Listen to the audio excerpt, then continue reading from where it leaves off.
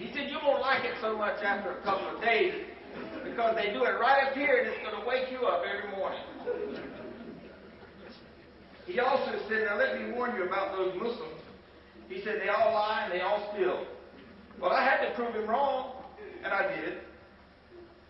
But you know what's the sad part? I lived in that country for over 5 years, and nobody ever invited me into a masjid.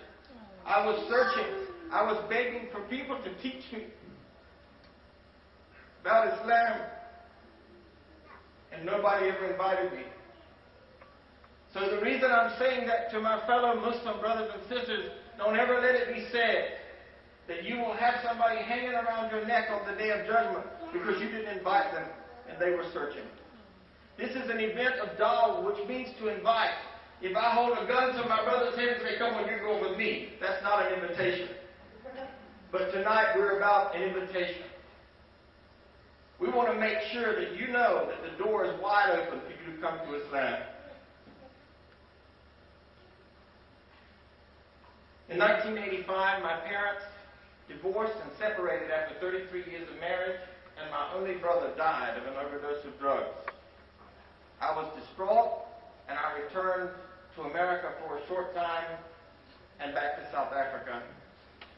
I decided, well, I can't get this thing right. God has not given me the truth. I'm not free, so I'm going to go and be a soul doctor. I'm going to go back to America, get my PhD in clinical social work or psychology, and I'm going to be a psychiatrist. And I came back to America with $1,200. I was earning in the top 5% of the country when I left. Started over with $1,200 in Los Angeles. And if anybody here knows anything about Los Angeles, $1,200 won't last you but about 3 weeks. And that's if you're real frugal.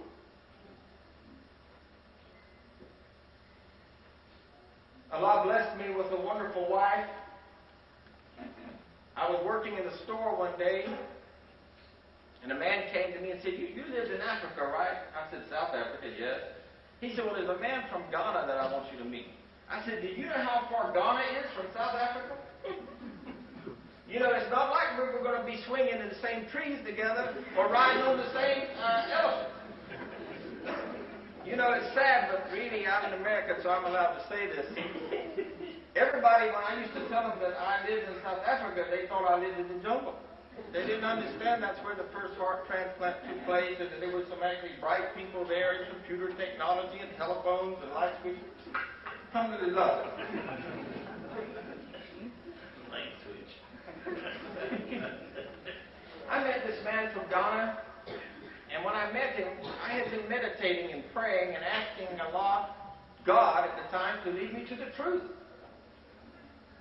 I had decided that I would work and make a living and go home and meditate until I found my truth, because I couldn't marry until I found my truth. I knew that God had shown me the woman that He wanted me to marry, and now I'm with her today, 20 years. But I couldn't marry her until faith could be the cornerstone of that relationship. Anyway, when I went to see this man from Ghana, I said to him, God has led me to you. I don't know what your religion is, but I'm supposed to be it. He said, no. I'm not trying to get anybody in religion. I'm a psychologist. I said, you might not be trying to get me in your religion, but I'm trying to get there. I hounded that man for 3 months. And finally, after 3 months, he gave me a little book called Elementary Teachings to Islam. And I came back and I said, when can I do my shahada? He said, there's no compulsion in our religion. I said, I'm not trying to be compelled. I've been asking you for 3 months. I want to be a Muslim. Alhamdulillah, Allah subhanahu wa ta'ala, He guided me to the truth. And He called me to Islam. I knew that in order for me to be the best da'i, the best servant to my ummah and for my Lord, I had to educate myself. I was working in California. By that time, I was earning about $70,000 a year. And I said to my wife one day, you know what, this is strange, but I feel so strongly that Allah wants me to go to North Carolina. And a prophet is not on earth in the same town was what they said about Jesus. Esau and Salam. I said, I don't want to go back to my same town where I was a preacher and then, wear a jalabia and tell people I'm a Muslim, Allahu Akbar, all that stuff. And lo and behold, the business I was running got sold. And I said to my wife one time, I feel like Jonah. God told him to go to Nineveh. He said, I don't want to go to Nineveh. So he had him swallowed by a big fish and vomited up on the shore. Well, Allah was kind to me because I didn't get vomited up, but I did go back. When I got to North Carolina, I couldn't find a living that was comparable to the living that I've been making. And another thing happened. My mother said, if you're coming back here and you want my support, you have to change your name. You can't be Abdul Rahman anymore. I said, then I don't need your support. I love you, and because of my religion, I will always be good to you, because that's what my religion teaches. But I'm not going to be sold. I've been searching all my life for the truth, and now I have it, and I'm not for sale. I called my father, and I said, Dad, I need some help. We were going to stay with Mom for a while, and we're no longer invited. He said, call me back in 2 hours. I called him back. He had us an apartment. He found us an apartment.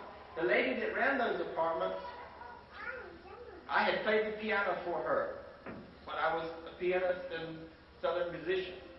She said, we'd love to have him. My dad said, I can't pronounce his name. It's Abdul Rahman or something like that. But anyway, I call him Abdul. So we went to North Carolina.